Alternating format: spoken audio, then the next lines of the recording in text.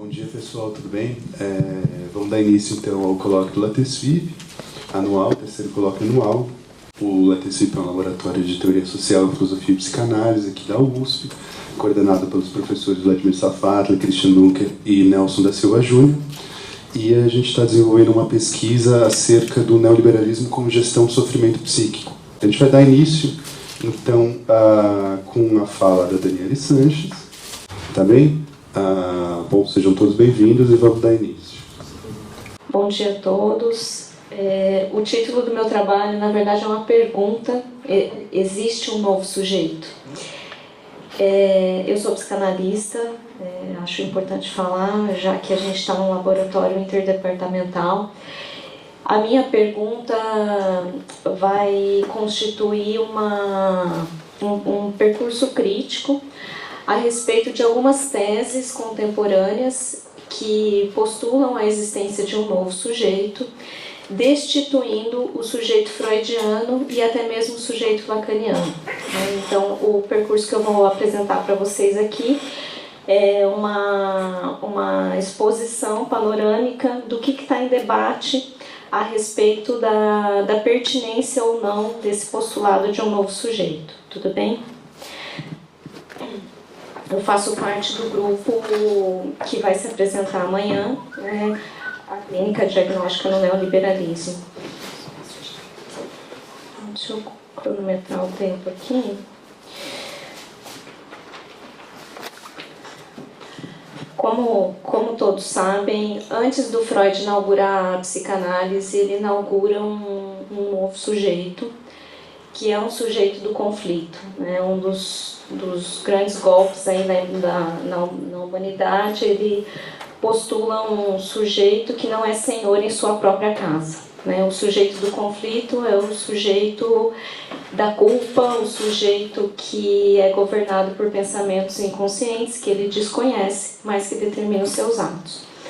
Depois do sujeito freudiano inaugurado, Lacan fez uma releitura das bases freudianas, colocando a grade estruturalista para ler o sujeito freudiano. Com isso, Lacan fez uma operação que se distinguiu um pouco do senso comum ali na psicanálise, que depois de Freud, os pós-freudianos estavam lendo o sujeito principalmente via função da mãe. Então, a Melanie Klein, Bion, Winnicott, todos eles postulavam a emergência do sujeito com a importância vinculada à função materna. Então, nesse contexto, Lacan se desloca e diz: para a constituição psíquica, o importante, o fundamental é que a função paterna incida de maneira a garantir a castração. É isso que vai fundar um sujeito alicerçado na neurose. Com esses dois, digamos assim, esse sujeito, a pergunta que se coloca no neoliberalismo é se esse sujeito ainda se mantém como paradigma da subjetividade contemporânea. Na era neoliberalista, a gente tem uma passagem que tivemos aí historicamente, a passagem da sociedade de produção para a sociedade de consumo. Então, aí o produto é aquilo que você almeja, e a diferença da sociedade do modelo liberal para o neoliberal é que no modelo neoliberalista não é que você almeja o produto, você é o próprio produto. E nesse sentido, sendo você um produto, será que cabe você ser um sujeito do conflito? Você ter a sua dissidência inconsciente que não garante uma boa imagem de completude para ser vendida? Então, essa é a pergunta. O meu trabalho ele vai ter 4 passos, eu vou só anunciar para vocês para ficar mais fácil a exposição.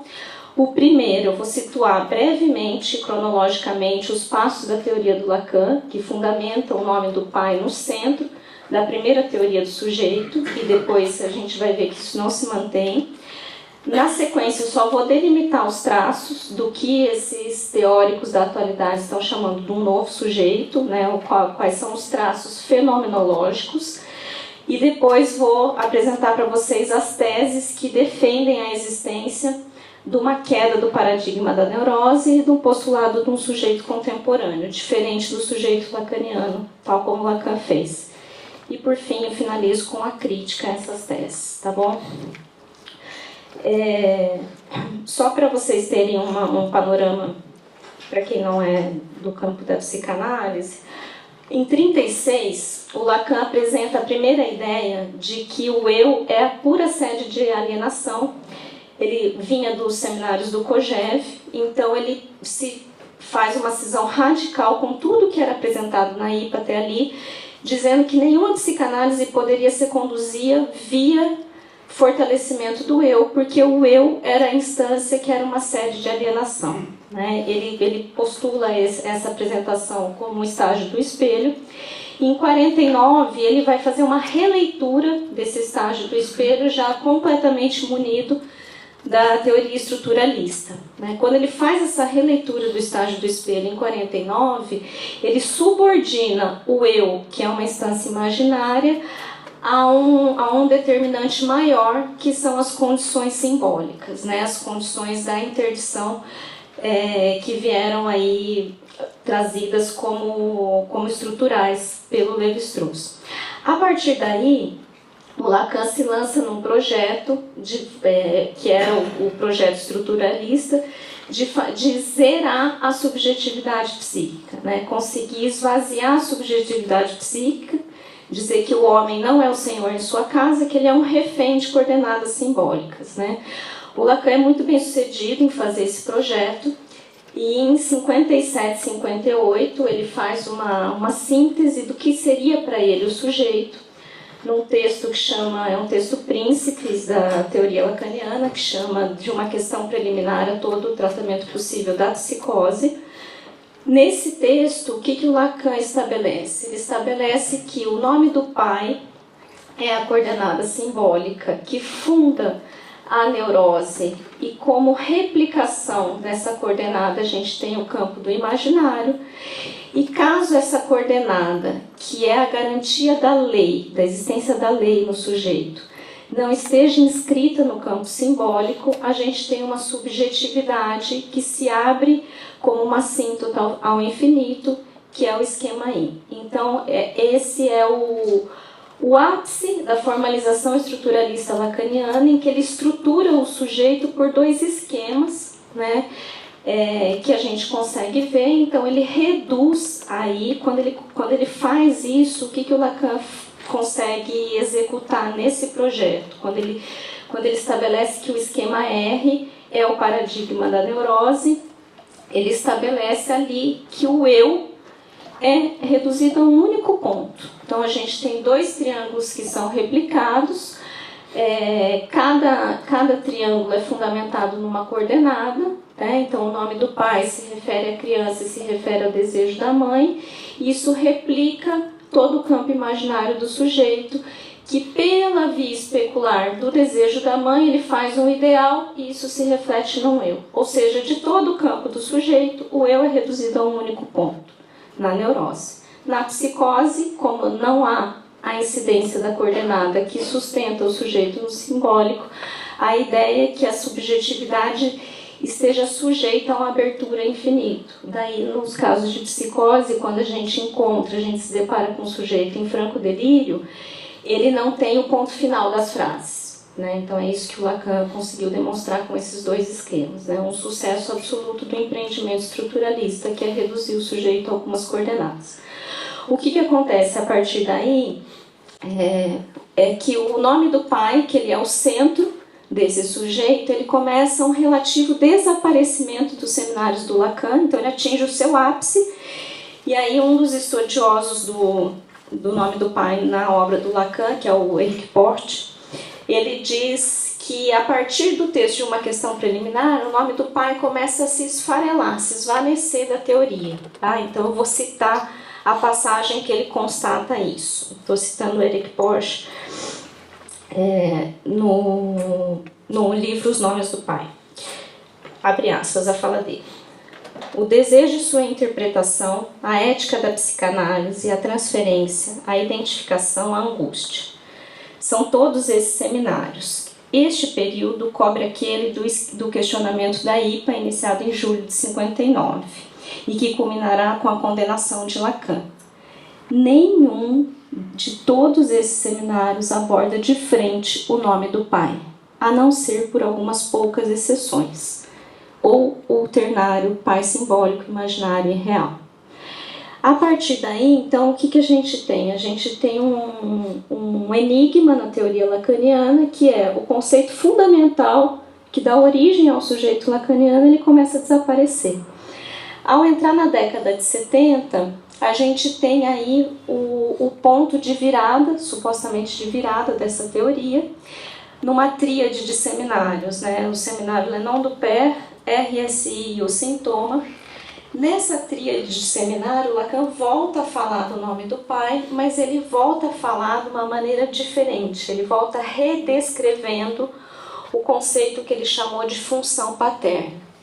Nessa tríade de seminários, ele estabelece os 3 registros, o real, simbólico e imaginário, como anelados por um nó que ele chama de borromeano, né? Então vejam, quando essa teoria se constitui, a gente não tem mais aquela primeira teoria de que o simbólico é hierarquicamente superior ao imaginário. Os 3 registros se enlaçam de uma maneira borromeana ou não borromeana. Não tem um que prevalece ao outro, né? Então a gente tem essa grande diferenciação. Neste caso, a função do Pai incidiria de modo diferencial no registro do real, do imaginário e do simbólico. Qual é o ponto que a gente passa para as teses do novo sujeito? Alguns lacanianos contemporâneos não concordam que isso modifica a centralidade do nome do Pai como conceito oficial de fundamento do sujeito. Já outros lacanianos dizem que o fato do Lacan ter reformulado a função paterna indica que sim, ele estava estabelecendo um novo sujeito ali nessa teoria. Tá? Então eu vou passar aí a esses teóricos que supõem hoje a existência de um novo sujeito, não mais aquele sujeito neurótico, e que estão ancorados na teoria lacaniana para fazer isso. Eu selecionei aqui três teóricos, porque senão ia ficar muito extenso o trabalho.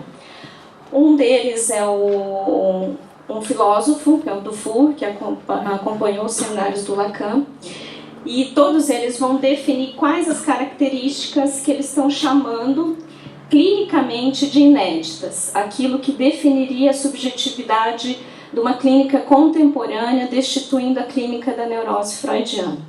Todos eles recortam como exemplo do sujeito neoliberalista o jovem de existência errática, aquele jovem que não tem paradeiro, não tem a residência, não tem um país fixo de origem. Todos eles recortam aí um campo de fenomenologia para definir quem é esse jovem. Então eu vou ler a descrição que eles fazem desse novo sujeito, na opinião deles. Tá? A primeira definição é do Dufour. Abre aspas. Os jovens, noção frouxa e elástica, se veem duplamente isolados no tempo.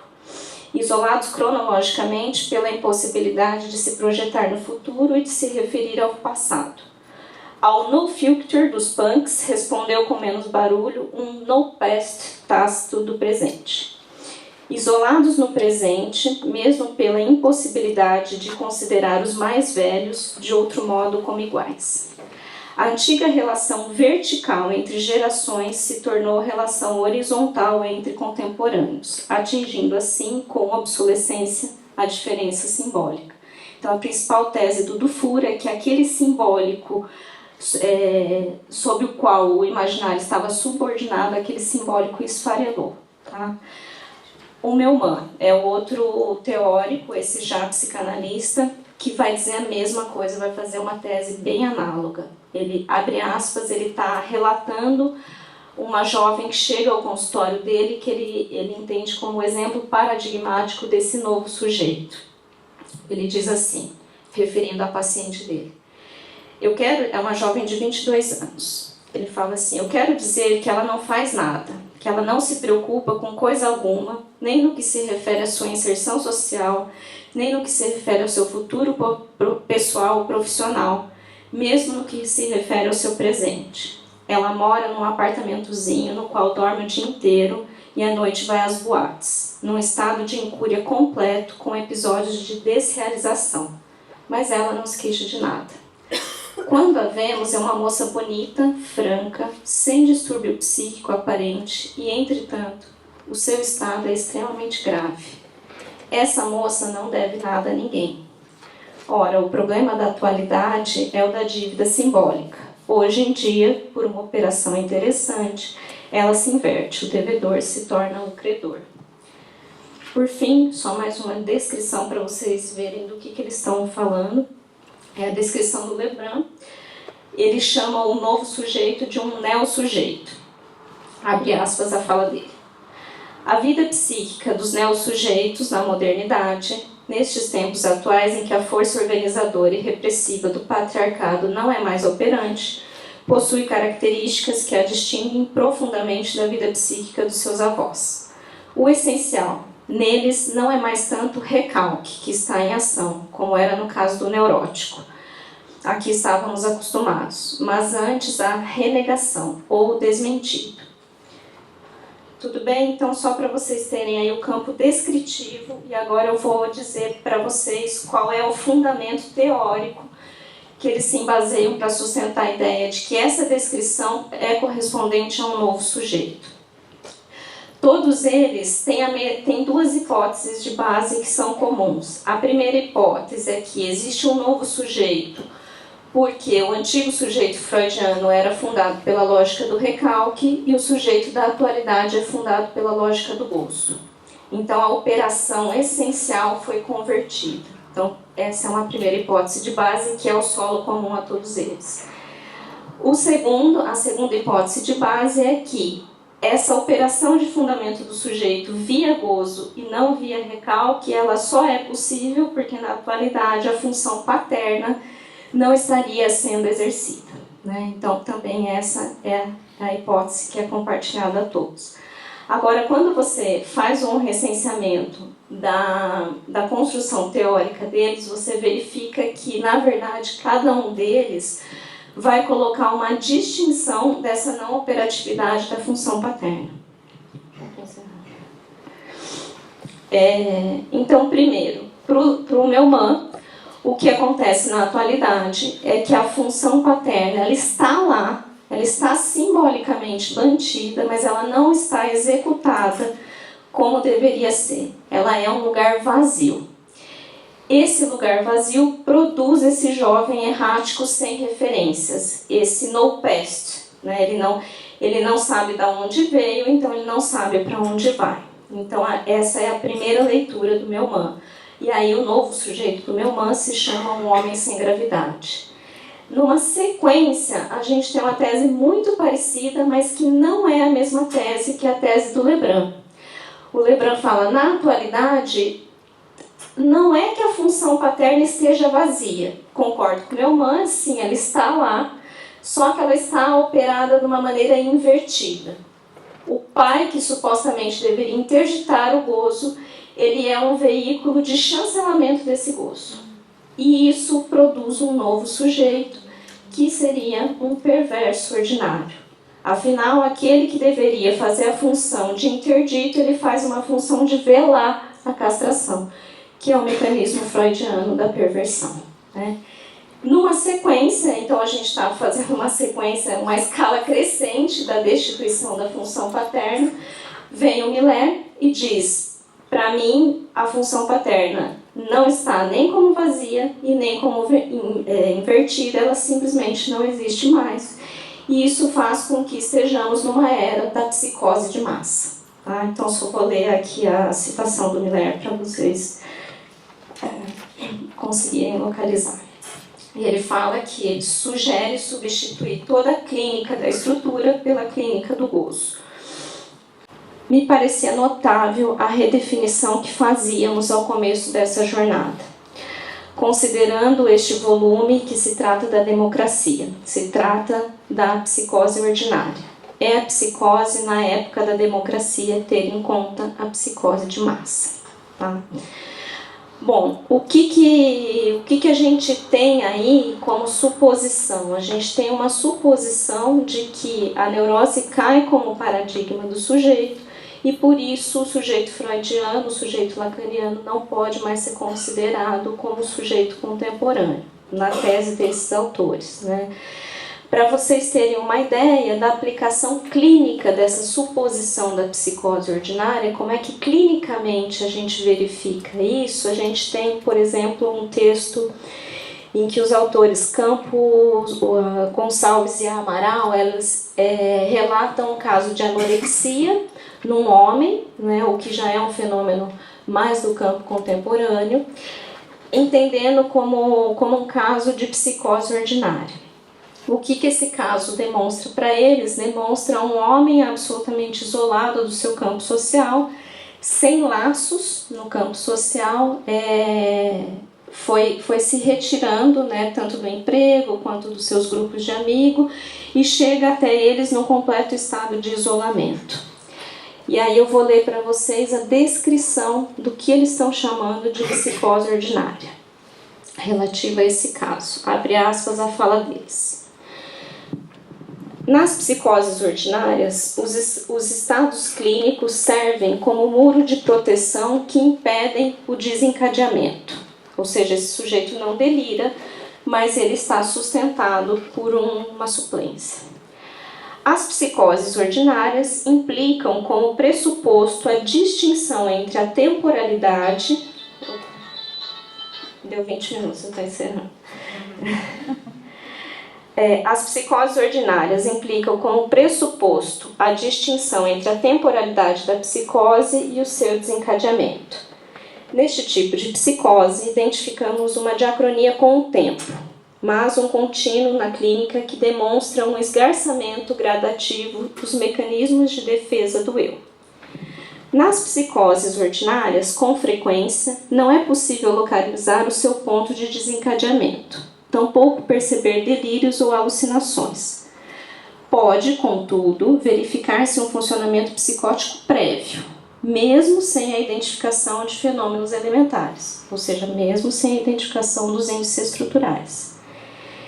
Em alguns casos, o funcionamento psicótico prévio pode aparecer como uma vida conflituosa, pouco adaptada ao meio social, dificuldades de se manter no emprego, adesão ao uso de drogas, isolamento social. Ou seja, chegamos num ponto em que a gente está chamando de psicose a não adaptabilidade do ego, né? Retornamos ao ponto em que iniciamos, né?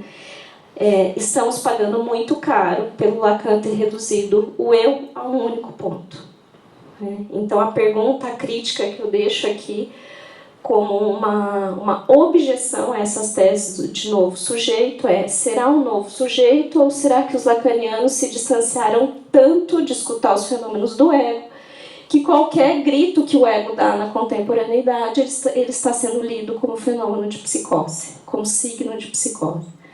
Então essa é a crítica que eu coloco aqui. Para quem quiser, amanhã tem uma continuação desse argumento aí na apresentação do nosso grupo.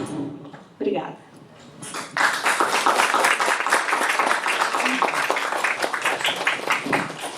Obrigado, Dani. A gente vai passar agora a palavra ao Tiago, que vai fazer uma exposição acerca do neoliberalismo, corpo e estruturas, reflexões a partir de uma pesquisa sobre intervenções estéticas. Bom dia.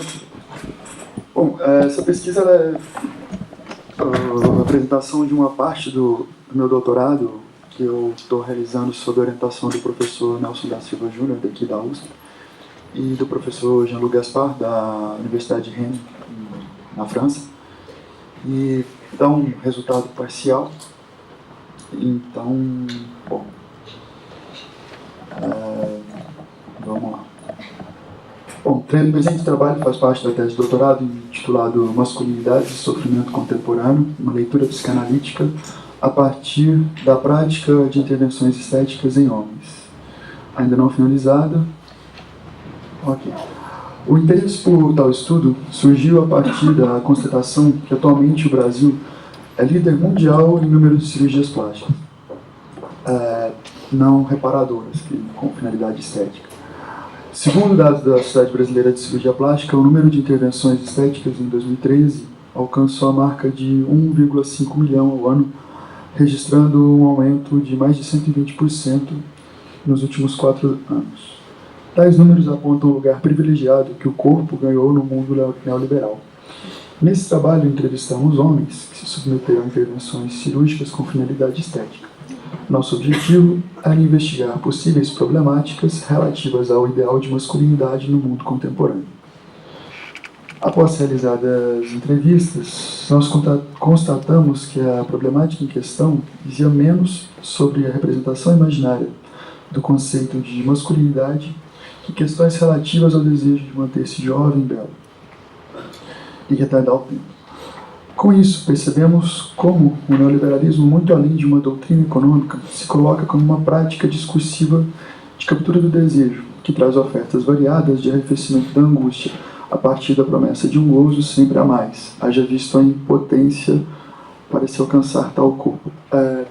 Cabe lembrar que o tempo todo, durante as entrevistas, existia uma fala sempre muito comum, em que se a medicina pode me ofertar, eu posso fazer. Como se aquilo fosse alguma coisa sempre possível de ser completamente realizada, a modificação do corpo. Roland Gori, em L'individu ingouvernable, é uma obra ainda não traduzida, trata da questão do neoliberalismo a partir do conflito entre a ideia de liberdade individual versus automatismo ou autômato. Assumindo-se sobremaneira freudiano, o autor afirma, começo de citação: aí se encontra a solução aos enigmas singulares e coletivos que constituem o abandono, as forças de destruição de si e dos outros. O caráter novo da vida se vê sacrificado para responder às necessidades reais ou imaginárias de adaptações. Para além das normas sociais e técnicas que as exigem, essas adaptações, que procedem mais do automatismo que da inovação, se alimentam pela fonte de certas tendências do psiquismo. Essas tendências provêm da aspiração do psiquismo de reduzir a nada a excitação do vivente. A isso a psicanálise nomeia por masoquismo primário, esta reivindicação do organismo psíquico, mas também coletivo, de um estado de estabilidade inorgânica. Fim de citação.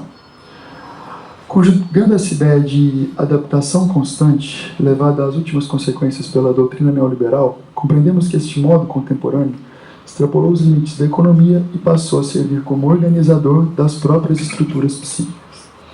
A busca incessante pela adaptação à lógica do mercado um parêntese aqui, mercado, eu uso aqui no sentido que o Dani Robert Dufour utiliza como uma espécie, até faz a grafia com um nome maiúsculo, mercado, ele coloca, no sentido de uma proposição que ele tem de uma nova religião, como se o sujeito ele estivesse submetido a uma religião e que essa religião ela conseguiria triunfar sobre qualquer outra forma das quais a gente conhece, uma vez que ela sempre vai ter um objeto para te oferecer, calculadamente, um objeto produzido que sempre de uma ordem insatisfatória. Então, pela materialidade da coisa, essa religião ela triunfaria, que ele chama de mercado.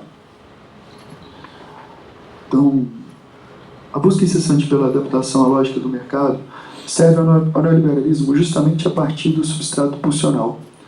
Para Gori, o indivíduo torna-se ingovernável justamente por adentrar em um modo de funcionamento que perde as balizas que possibilitariam o escoamento do excesso pulsional. Tais balizas tornam-se desnecessárias, com práticas discursivas que tornam-se destituídas de valor. É uma sociedade em que o avanço da técnica acaba por foracluir a castração. Assim, o discurso do capitalista é uma terminologia lacaniana, sobrepõe-se ao laço social na oferta infindável de objetos passíveis de consumo. Nossa pesquisa demonstra até agora que, para a estrutura neurótica, o neoliberalismo oferece um mundo de gadgets, Latusa, tomando emprestado o neologismo lacaniano, que transformou o corpo em um a mais, a ser contado na série de bens que podem ser consumidos, a partir dos quais o desejo humano pode vir a ser reconhecido. a tecnificação da vida, promovida pelo avanço tecnocientífico, transformou a noção de utilidade em utilitário. Nascido após a alvorada da doutrina liberal, a ideia do utilitarismo passou a regular a ação humana, defendendo o bem-estar como objetivo último de toda a ação. Uma ideia bem kantiana nesse aspecto. Porém, sempre pensada enquanto medida que priorize a coletividade em detrimento do particular. Originária do pensamento de Jeremy Bentham, tal ideia tornou-se privilégio dos que detinham os bens de produção, sendo o bem comum do utilitarismo transformado em bem privado. Assim, o utilitarismo criou a ideia de um homo economicus, desprovido de valores morais, éticos, políticos e fragmentado, considerando a realidade a partir de dois princípios básicos, consumo e produção. A apresentação deste homem econômico aparece em nossa pesquisa quando os participantes relatam terem buscado a cirurgia plástica para conseguir para conseguir o melhor emprego, porque velho não serve para nada, ninguém gosta de gente velha, é maravilhoso ser conhecido como mais jovem, fim das citações dos participantes. Em que todo o pano de fundo de tais afirmações liga-se a ideia de produção e certo descarte da subjetividade. Essa subjetividade velha, né, que a aparência física pudesse representar ligada a isso imaginariamente. Assim, percebemos que a relação entre jovialidade e consumo passa a ser incorporada facilmente pelo funcionamento neurótico, uma vez que a doutrina neoliberal atua justamente a partir do alargamento do imaginário. Laval e Dardot, em A Nova Razão do Mundo, uma dura crítica ao neoliberalismo, apresentam esse sistema enquanto um conjunto de práticas que tentam reinstalar a ideologia liberal, porém de forma aparelhada a partir da intervenção mais precisa do Estado. Tomando a ideia de um Estado que precisa gerir sua forma de governo aos moldes de uma empresa, o sistema neoliberal invade a subjetividade que passa a adquirir certa roupagem empresarial, num duelo constante com o outro, tomado enquanto rival e inimigo em potencial. A ideia defendida pelos autores é de que nessa nova forma de organização do laço social, vence aquele que torna-se empreendedor de si mesmo, gerindo a própria vida de forma a obedecer às leis do mercado. Esse mercado com letra maiúscula do for. Nossa pesquisa revela o quanto o imaginário torna-se povoado pela ideia de tornar-se gestor da própria vida, livre de qualquer forma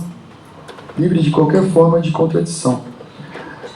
São comuns os relatos de que, cito, frente à aproximação da morte, é possível ao menos disfarçar o tempo. A medicina está aí para isso e eu posso fazer o que eu bem entender. É muito bom poder modificar o corpo conforme se queira. Fim da citação dos participantes. Se pensarmos no lançamento social que subjaz esse tipo de narrativa, percebemos como o neoliberalismo e a tecnociência revigoram uma forma de saber que foraclui a própria subjetividade. Ávidos consumidores, a subjetividade desaparece de cena, tornando o próprio corpo um bem consumível por detrás do que a promessa que um ideal possa representar.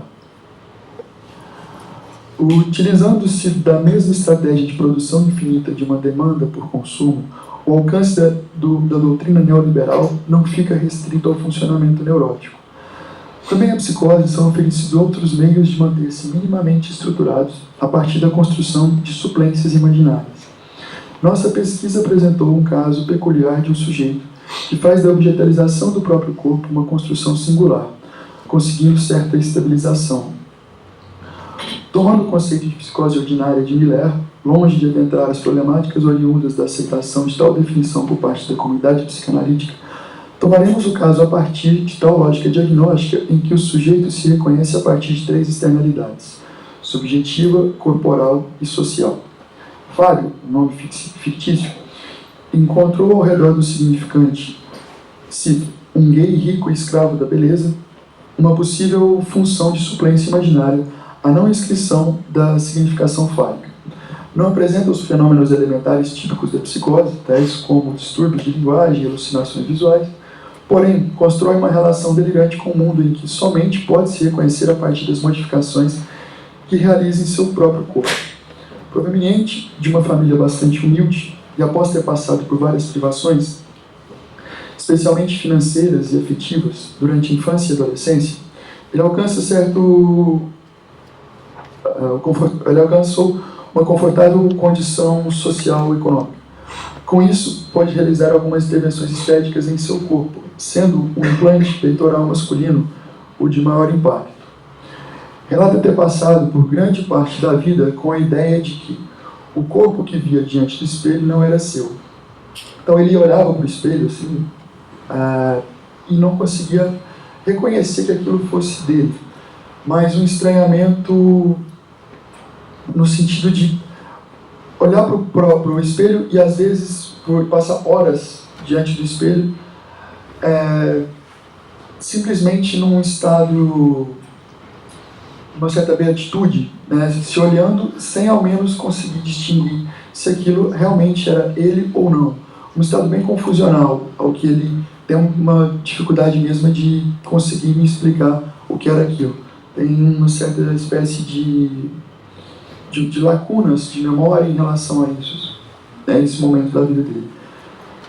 Então, o corpo que via diante do espelho não era seu, não era eu, e que somente passou a considerar sua existência após ter construído um corpo como sempre sonhou. Relaciona os ganhos financeiros à beleza e jovialidade que alcançou por meio das intervenções estéticas, sempre em referência ao significante em torno do qual se dá sua suplência. Devido a seu trabalho, aqui eu opto por omitir o trabalho que ele tem por uma questão de sigilo, identificação. Ele passa grande parte do dia diante do espelho, que auxilia na constante vigilância de seu corpo. Assim, a permanente vigilância quanto à aparência e o consumo de uma grande gama de produtos ofertados pelo mercado para a construção de um corpo ideal somam-se à ideia do sujeito autômato, como apresentado por Gori. Fábio parece encontrar uma forma de objetalizar sua existência, tornando-se empreendedor da construção de si, como nos fala Laval. Essa forma de funcionamento da doutrina neoliberal acaba por dar suporte às três externalidades mencionadas anteriormente, de Miller: social, em que Fábio se reconhece a partir da forte ligação a algo que possibilita o reconhecimento social, como por exemplo no trabalho, em que ele passa cerca de 12 horas, 7 dias por semana, especialmente por ser financeiramente rentável. A externalidade corporal, a partir do momento em que ele não se reconhece ao se ver diante do espelho, senão após seu processo de construção do corpo, ao deixar de ser para ter um corpo. E por fim, uma externalidade subjetiva, em que é uma espécie de descarte da alteridade, queixando-se de uma estranha sensação de vazio. Nesse campo, o sujeito perde a dimensão do erro e passa a viver apenas a partir da certeza que se impõe de ter que ser um gay, rico e escravo da beleza, por meio do qual Fábio afirma seu sofrimento enquanto forma de ser reconhecido no mundo. Já finalizando. O último índice que merece destaque é o período melancólico, que durou cerca de 8 meses após a cirurgia de prótese peitoral, em que conta ter experimentado uma profunda tristeza ao sentir-se agredido e do estranhamento ao tocar o próprio corpo. À guisa de conclusão, percebemos o alcance da doutrina neoliberal muito para além da economia e como promessa de gestão do sofrimento no mundo de hoje. Seja para a estrutura neurótica ou para a psicose, o neoliberalismo oferece, na ideia de um sujeito empresarial, empreendedor, que lida com a vida como um gestor de várias pequenas empresas e coloca em evidência novas modalidades de laço social que são estabelecidos pelo alargamento do imaginário.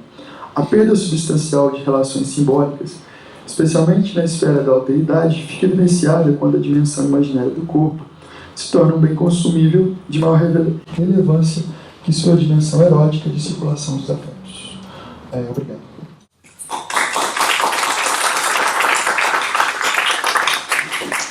Bom, obrigado, Tiago. Agora a gente passa a fala do Pedro Ambra e mim.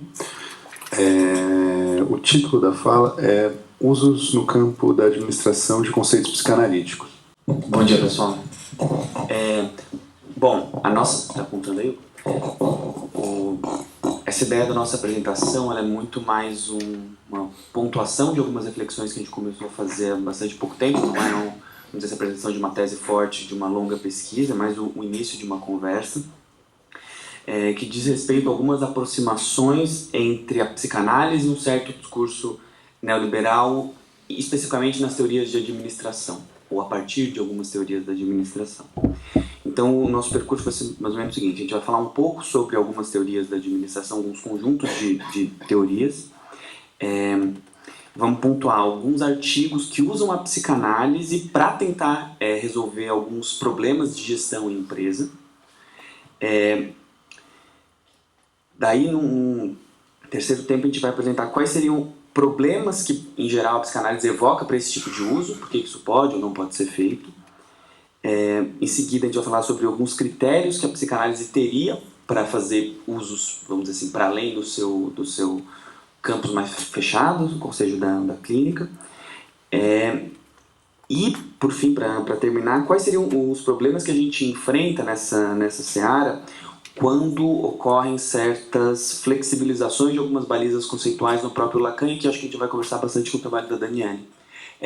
Não tanto no que isso teve de eco dentro da formulação psicanalítica, mas o que essas modificações conceituais do Lacan trazem como eco para a psicanálise frente a outros saberes. Bom, muito rapidamente, a gente parte de alguns pressupostos. Um é que foi apresentada na última fala do grupo do professor Christian, a respeito, entre outras coisas, a respeito de um certo fenômeno que acontecia, que muitas pessoas que estiveram à frente dos movimentos de contestação de maio de 68 acabavam se encontrando muito bem em empresas, enfim, acabaram se alinhando bastante a um discurso que hoje a gente classifica como neoliberal. Esse é um dos pontos.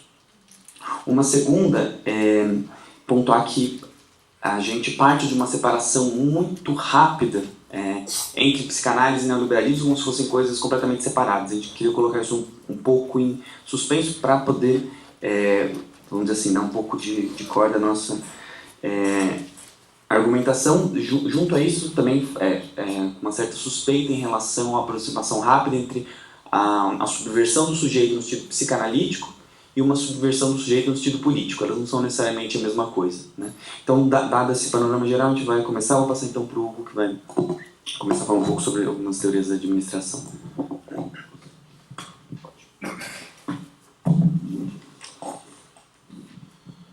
Bom,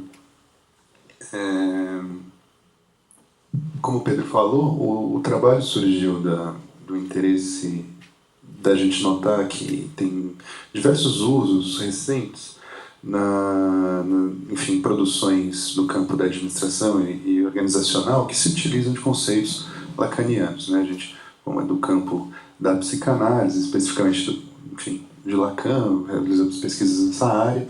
Acho que nos parece importante assim, nos debruçarmos um pouco sobre esse fenômeno, que, enfim, trata-se de uma apropriação da teoria, trata-se de um uso ilustrativo, um uso instrumental, do que se trata aí. E ao desenvolver, enfim, é uma pesquisa que está se anunciando aí, não há conclusões, mas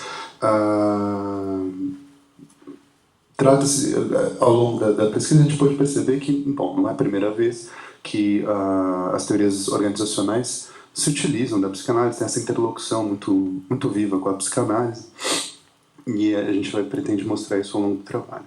Bom, então trata-se nessa pequena apresentação de investigar o uso de conceitos de extrato psicanalítico, em especial os advindos do bojo teórico concebido por Jacques Lacan, na argumentação do campo da administração das teorias organizacionais.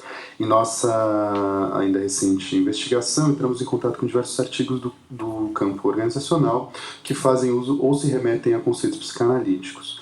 O que se configura como nossa hipótese é de que determinada influência da psicanálise nessa área se dá por conta do enorme potencial de flexibilização conceitual que o aparato teórico lacaniano comporta.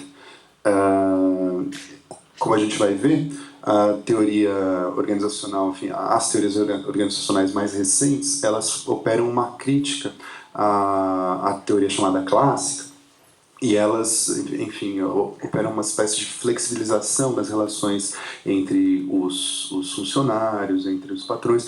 E a teoria da subjetividade lacaniana, ela se aplica razoavelmente bem, e nesses artigos ela encontra um espaço e um eco bastante interessante, bastante profícuo para se proliferar, enfim, isso, e como o que a gente pretende apontar é que isso opera uma espécie de dobradura do que já aconteceu nas pesquisas e nas teorias de administração anteriormente. Mas vamos passo a passo. Enfim, a teoria administrativa na figura da administração científica surge contemporaneamente à emergência da psicanálise. É importante apontar, em 1903, né, quando a psicanálise está surgindo, enfim, começando a se desenvolver. E se as teorias da administração emergiram para dar conta do fenômeno do crescimento desordenado e caótico das empresas após a Revolução Industrial, situação na qual os recursos eram mal aproveitados e desorganizados, essa surge em consonância com ideais tais quais a necessidade de aumento da eficiência através de métodos cientificamente válidos, o que desembocaria no surgimento de um lado da administração científica, com Taylor, e na teoria clássica da administração, com Fayol. De um lado, a organização racional do trabalho e de outra, a preocupação com a estrutura da organização, estabelecendo a consolidada divisão entre as 5 funções, a teoria do Fayol sobre administração, enfim, que culminou nas divisões empresariais dos departamentos que são célebres até hoje, departamento comercial, financeiro, segurança, e contábil e administrativo, ou seja, tratava-se naquele momento de estudar, procurar bases científicas para que a organização institucional pudesse funcionar de maneira mais eficaz, que as relações gerenciais e hierárquicas funcionassem de maneira mais efetiva, com base em estudos científicos, né? Era essa um pouco a preocupação, e se passava ao largo da ideia das relações, enfim, de sujeitos que integravam a instituição, a organização. Isso foi rapidamente notado e criticado e corrigido, e nós tivemos a emergência das teorias das relações humanas, que também fundou um departamento, né, o RH,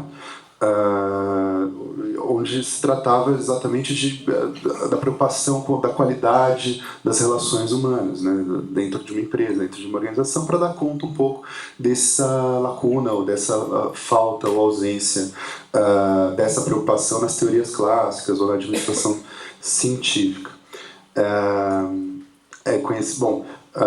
Essa teoria das relações humanas, de departamento homônimo, começou a partir da crise de 1929, quando as relações realmente estavam muito duras, né? Foi a TRH, a Teoria das Relações Humanas, que, influenciada pela psicologia emergente da época, introduziu no cenário termos ideais como motivação, liderança e comunicações como fatores cruciais para a produtividade, que dependia, segundo a TRH, da integração social, da importância dos grupos sociais, enfim, era essa preocupação que circulava um pouco nessa época. E aí é a isso um pouco que Weber respondia e contrapunha com essa teoria muito estudada, muito importante para o campo organizacional, sobre a teoria da burocracia, enfim, a ideia de que uma burocracia bem feita produziria uma organização extremamente efetiva.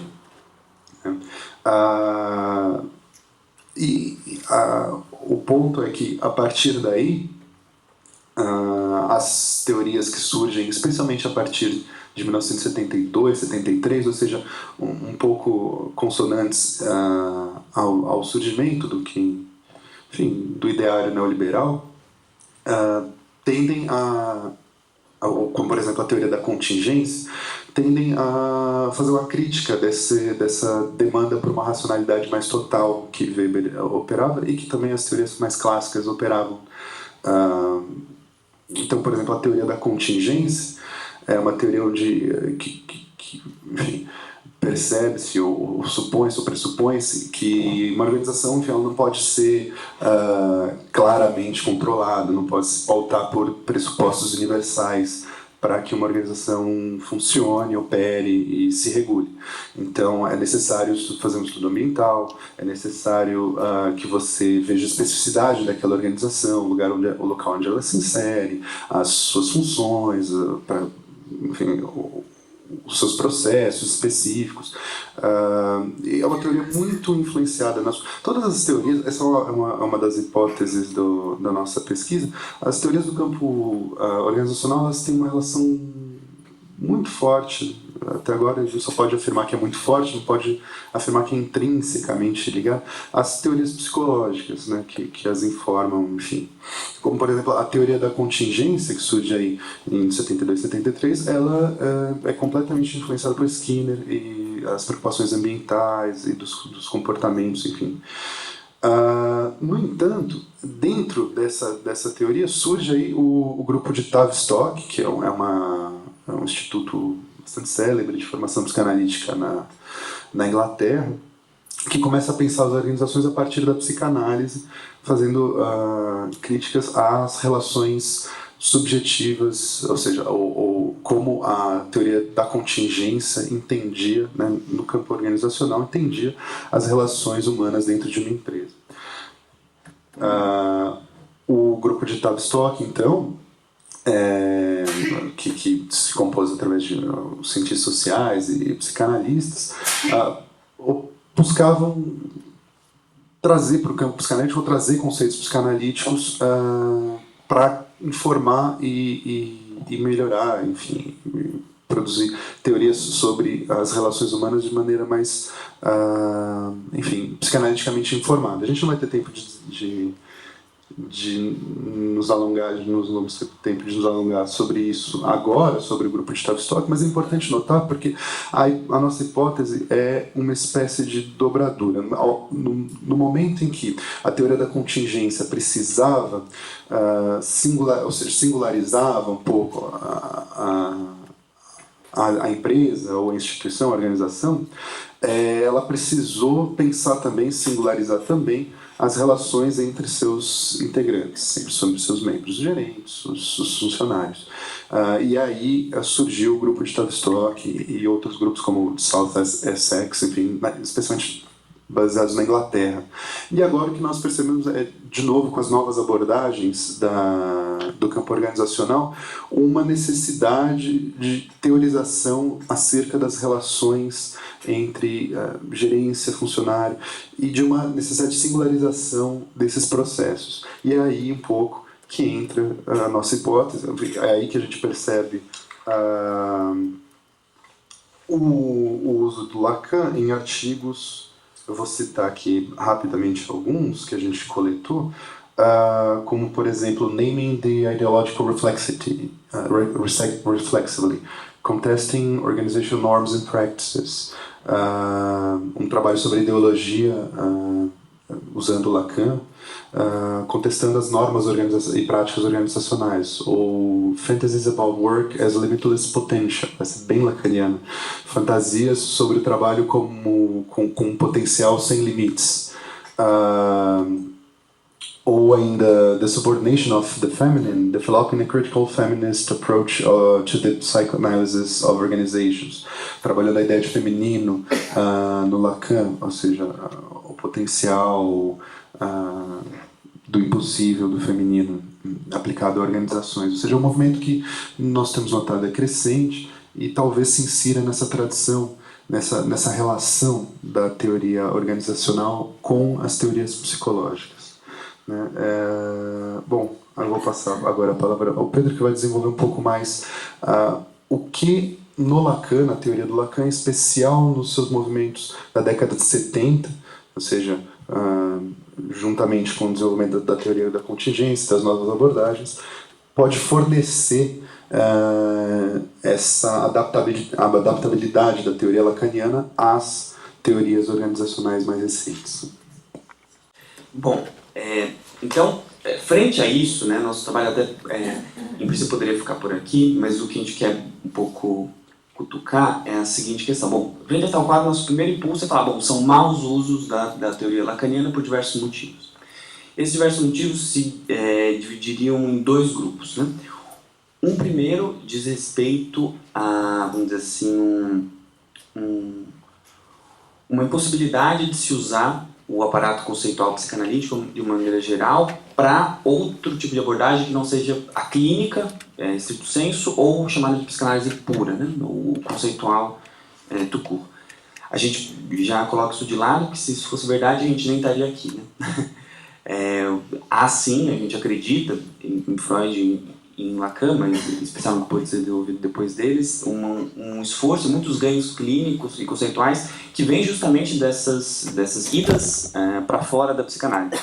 E desde o começo, conceitos como pulsão, significante, touro, só são possíveis porque a psicanálise está atenta ao que está se passando ao redor dela, né? Então, fica uma questão de por que então algumas incursões são legitimadas, né, como por exemplo em relação à filosofia, ou em relação à política, em relação à crítica social, mas outras em relação a vamos dizer assim, essas questões organizacionais são menos, a gente torce mais o nariz. Por quê? Então, um segundo motivo, um segundo campo de motivo seria porque trata-se de impressões conceituais. Bom, então qual seria, como fazer o uso da psicanálise para fora do seu campo de segurança, para ser um pouco irônico, sem ter algum tipo de deturpação da teoria. Indo bem rapidamente direto ao ponto, no texto de 67, no qual Lacan vai colocar as bases da sua então nova escola, ele vai pontuar que há uma diferença entre a psicanálise que ele vai chamar de intenção, psicanálise cujo paradigma é a análise didática, né, da formação de analista, e a psicanálise em extensão, que segundo Lacan, a psicanálise em extensão teria a função de presentificar a psicanálise no mundo. Tá? Então, se a gente entende que esse tipo de incursões se aproximam mais da psicanálise em extensão, a gente vai notar no mesmo texto que o critério para fazer esse tipo de coisas é que esse tipo de excursões de psicanálise em extensão não fosse feita sem o simbólico e sem o édipo. Tá? Esse é o crivo que o Lacan vai dar para esse tipo de viagens. Vai dizer ele, uma citação: a psicanálise em extensão, diria eu, torna-se inteiramente da alçada do delírio do presidente Schreber sem o simbólico e o mito do édipo. Então, eles são organizadores para a psicanálise poder fazer uma espécie de cinto de segurança, né, para a psicanálise poder fazer essas viagens. Bom, então, a gente tem o édipo enquanto espécie de limite. No entanto, e como a Daniele já apontou, a gente não vai se repetir, a gente tem certas modificações na teoria conceitual lacaniana que vão relativizar um pouco essa centralidade do édipo. Como, por exemplo, além das que a Daniele já apontou, por exemplo, o gozo passa a ter uma importância maior no lugar onde figurava o desejo. O real como aquele que fura o simbólico, depois uma isonomia entre os três registros, não mais uma primazia do simbólico. O totem tabu enquanto mito fundamental no lugar para a sexuação e não mais o édipo, né? E depois até o totem tabu cai numa espécie de declínio. A própria lógica não toda, né? A discussão que está tanto no campo da sexuação quanto no campo da formação de analistas relativa à ideia de autorização, né? Vai dizer lá que naquele mesmo texto que eu citei, vejam em 67, que o analista só se autoriza de si mesmo. Claro, ele vai fazer várias ressalvas, que isso não é uma espécie disso não teria nada a ver com o self-made man, mas, no entanto, isso já coloca algumas questões de partida, né? Um outro ponto que a Daniele trabalhou é essa espécie de flexibilização da centralidade do nome do pai, né? Que era um organizador bastante claro da subjetividade. Depois ele vai ter incidências que vão ser ligadas ao registro do Borromeu, mas também o nome do pai passa a ser uma alternativa de amarração entre os três registros, entre outros. Então, aquilo que o Lacan criticava como se a gente fizer uma psicanálise em extensão sem o édipo, a gente está no delírio do Schreber, né, na psicose, algo que não diria respeito a uma espécie de ética psicanalítica. No seminário 23, ele vai propor que haveria, através do sintoma, no caso do Joyce, na loucura de uma maneira geral, uma amarração que teria a função de nome do pai, sem ser o nome do pai. Então, vejam que essas modificações, por mais que não necessariamente, e nisso acho que a gente estaria de acordo com a Daniele, haja um novo sujeito, essas modificações conceituais têm ecos no tipo de apropriação que pode ser feita para fora da psicanálise, né? Ou até uma questão técnica, como por exemplo a questão da variabilidade das sessões, da duração das sessões, né? Em que medida isso não é consoante com uma flexibilização do trabalho que diz respeito justamente ao fato a gente não tem mais as 8 horas fixas no trabalho, mas sim uma flexibilização que, em teoria, esse é o discurso, vai se adaptar ao que é singular de cada sujeito. Então você pode trabalhar na sua casa, porque daí você vai fazer os melhores... pode fazer um pouco... Vamos dizer assim, nos dois casos, seja no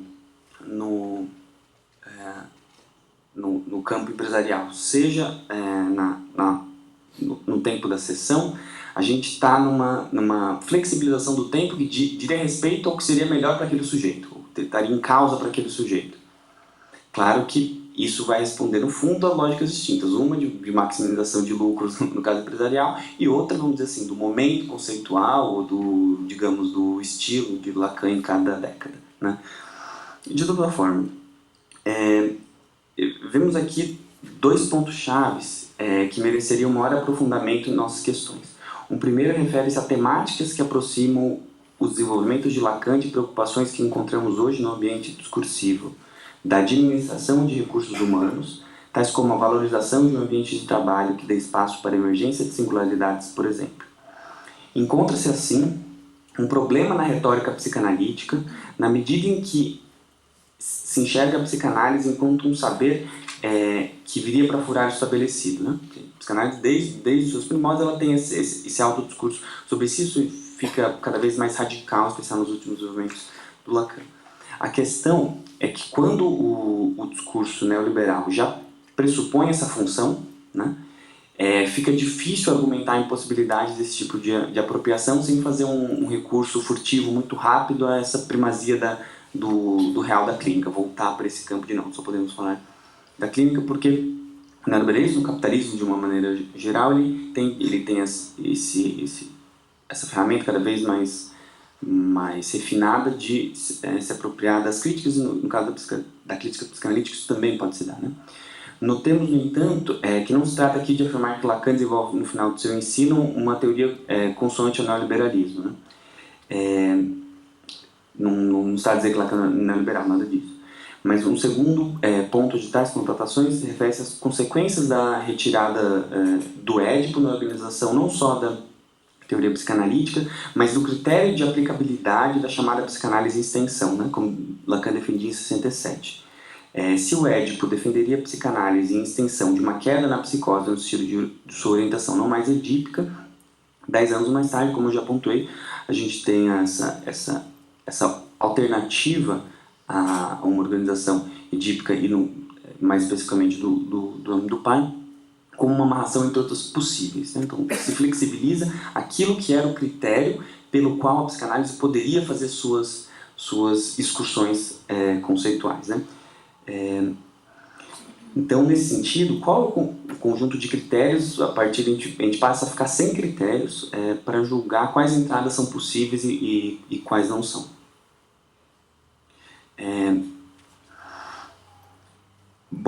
Se lembrarmos que a psicanálise historicamente importa, para ir terminando, importa conceitos e racionalidades para o interior de sua praxe, como é o caso do estruturalismo, né, há o risco de que estejamos silenciosos e clandestinamente deixando uma porta aberta para um espírito do tempo neoliberal que possa não mais contrapor as noções e posições no interior do saber psicanalítico, né? Então esses são os problemas de uma concepção de conhecimento moebiano, né, no qual há uma certa distinção entre o dentro e fora. Então, para terminar, a nossa ideia não é, então, fazer uma crítica a esse último Lacan, então vamos voltar para o Lacan dos anos 50, no qual o simbólico tem uma primazia, que a gente fica fechado em relação a todo tipo de abordagem neoliberal, mas talvez pensar em novos critérios, a partir dos quais esse tipo de discussão passa a ser possível, que não seja só um critério, no fundo, puramente moral, de torcer o nariz para alguns tipos de discussões, enquanto outras são possíveis, né? Acho que é isso. Obrigado, gente. Desculpa se eu corri.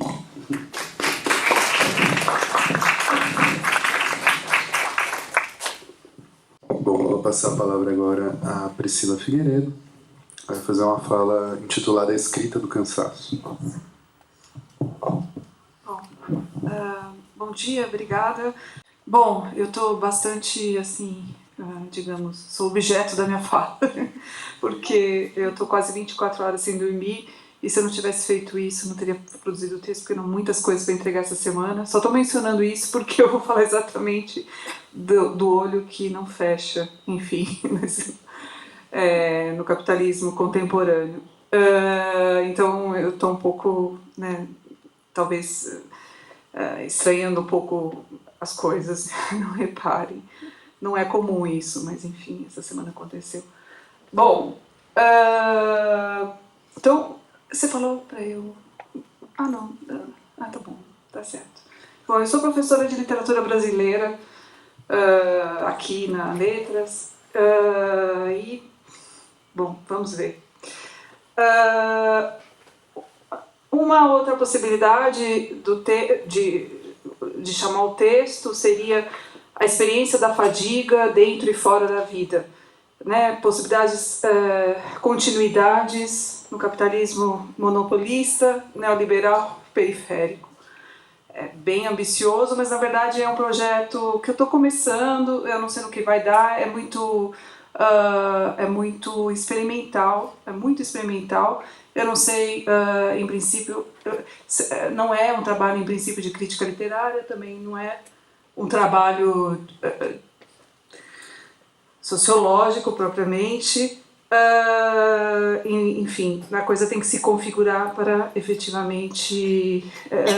bom, tem algumas hipóteses e que eu queria então, na verdade, falar um pouco disso, né? Assim, apresentar isso um pouco como um experimento.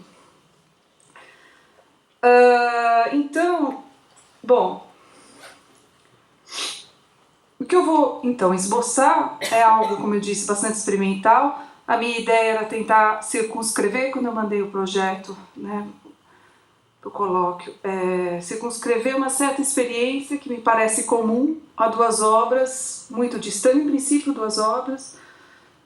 Uma de língua alemã, Romance América, do Kafka, escrita entre 1912 e 1914, publicada em 27. É a primeira narrativa dele de mais fôlego, assim, a primeira romance, de fato, do Kafka, um livro, aliás, muito fora do padrão do que o Kafka faria depois. O mundo do trabalho está no primeiro plano, é um romance menos alegórico, né, embora com algumas já pequenas sabotagens, mas é um romance mais realista, muito dentro do formato, assim, em muitos aspectos do romance do Dickens, do Charles Dickens, que ele gostava muito, mas não é mais... Enfim, já, como eu disse, tem sabotagens no modelo realista, mas é um romance mais... bem menos alegórico, por exemplo, do que o Castelo e o Processo e tal. E o outro que seria, a outra obra, que seria uma obra de língua inglesa contemporânea, ainda não foi traduzida no Brasil, Hand to Mouth, da mão para a boca, escrita por uma norte-americana, Linda Tirado, uma jovem trabalhadora, e não escritora propriamente, mas se tornou escritora, que começou por publicar o seu dia a dia da sua rotina de viradora, né, de trabalhadora precária, as voltas com as atividades de ser mãe, com o serviço doméstico, o estudo, a flutuação entre empregos precários, mini-jobs, etc. No que alguns, devo, aliás, a indicação da Linda Tirado ao Bruno Carvalho, que depois vai falar na próxima mesa. Então, no que alguns chamaram de ensaio sobre a pobreza, depois publicado em livro, se pode aprender algo como uma, digamos, fenomenologia do cansaço. Então, eu ia tratar dessas duas obras para, no entanto, apalpar uma experiência que eu acho que nos concerne na periferia do capitalismo, né, bastante, e que tem a ver, por exemplo, com a ideia, né, entre outras coisas, a ideia do trabalho sem pausa. E, portanto, claro, de um sujeito que se adapta a essa exigência. Bom, por razões de tempo, porque eu não teria como estabelecer essa comparação sem algumas considerações metodológicas, eu vou me concentrar mais na obra do Kafka, que já nos dá bastante material para o que precisamos. Antes disso, eu peço licença para começar essa exposição, porque eu espero que já não levou muito quanto tempo já. Para começar essa exposição com um relato pessoal. Porque, enfim, aí tem um pouco a ver com o título, né? O que é a experiência do cansaço dentro e fora da vida, né? E essa é a experiência do cansaço na vida. Algumas vezes fiz expediente até a madrugada na redação de um jornal no qual trabalhei certo período de tempo. Por sorte, foram apenas algumas vezes, mas nunca esqueci o rapaz que me atendia no estacionamento da rua de trás, um dia pegar o carro. Vinha sempre alegrinho, como alguns dizem, abria a porta depois de ter sido visivelmente despertado pelos meus socos na placa mole do portão descido. Eram 2, 3 da manhã, pois o local, por segurança, já estava fechado naquela hora e não havia campainha. Encharcado de sono, saltava do nicho da parede suja de óleo automotor, onde cabia um colchão que parecia de criança, em que ele não devia poder ficar completamente estirado. Parecia nicho na cozinha de velhas casas aristocráticas do século XVIII, XIX, que eu vi na Europa, enfim. Ele, de fato, era pouco para as empregadas, né, para as cozinheiras. Ele, de fato, era pouco mais que uma criança e, numa das conversas, vinha saber que tinha deixado a terra natal, Rio Grande do Norte, para vir trabalhar em São Paulo e, assim, enviar dinheiro para a família recém-formada depois que engravidara uma moça. Embora estivesse muito cansada àquela hora da noite, nunca estava com sono, pela própria natureza do trabalho, que, aliado ao café, me deixava invariavelmente desperta depois que reprimia o primeiro impulso de dormir. Ele, no entanto, vinha me atender em estado de letargia, os olhos vermelhos, sorrindo mansamente, meio que se desculpando pela situação, que, no entanto, certamente era prevista no acerto que fizera com o patrão. Daí a caminha improvisada no rasgo da parede semi-iluminada por uma lâmpada que descia do teto, quase rente a ele e num fio desencapado. Do nicho vinha uma música baixa de algum rádio insone também. O estacionamento não oferecia serviço de manobrista e uma vez que eu e outros do jornal pagávamos um valor mensal fixo, independentemente da hora que saíssemos, a única função dele naquele momento era abrir a porta e depois fechá-la quando o cliente fosse embora. Algo que se pode fazer de fato até em estado de sonambulismo e com o mínimo de capacidade motora e perceptiva. Um dia eu disse a ele para fazê-lo ver que eu não achava a sua vida tão miserável. Mas então, quando chega de manhã, você vai para casa e dorme como uma pedra, não é? A resposta me fez perder o rebolado. Não, eu durmo aqui. Você mora aqui? Para não pagar aluguel. Tenho de mandar o que eu ganho para minha família. Bem, então girei em 180 graus o olhar já acostumado ao galpão imundo e escuro, e sua vida me pareceu ainda mais lamentável, transcorrida boa parte do tempo ali, praticamente sem ventilação, a não ser quando o portão estava levantado, e as frestas, né, do lugar, as frestas do portão, era a única, se eu não lembro de ter visto outra, sob monóxido de carbono constante, em estado de permanente alerta, com um canto improvisado para largar o corpo. Não completamente, claro, porque tinha que exercitar a prontidão. Ele era jovem, mas a experiência de um sono profundo devia estar ausente muito tempo de sua rotina.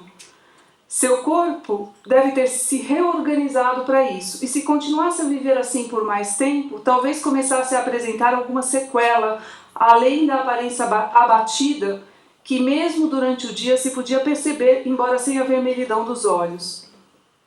Como Macunaíma, o narrador fala, ele dormia com o olho aberto e outro fechado. Há uma dissociação, né, aqui entre o que vigia e o que descansa. Ele fez do seu corpo 2 funcionários.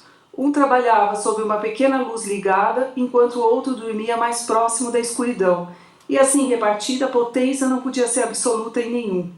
A atividade de um estava bem ralentada, mas existia. A parte recolhida dentro da semi-escuridão. Aqui tá difícil o quadro. Deixa eu só tentar deixar mais. Desculpa. Não estou enxergando direito.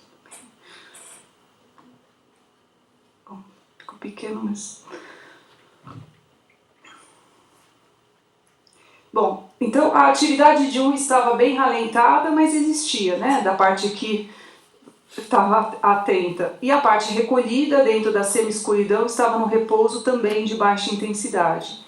Rituais básicos de separação da vida onírica e da vida em vigília, lavar o rosto, gargarejar, ajeitar os cabelos, às vezes fazer uma oração, a leitura de jornal, enfim, o café da manhã, essas coisas, são evidentemente impossíveis nessa situação. A escuridão preservava um pouco, mas é sempre constrangedor para quem está acordado perceber que o outro diante de si está sob um feitiço, o de Morfeu, não exorcizado por completo.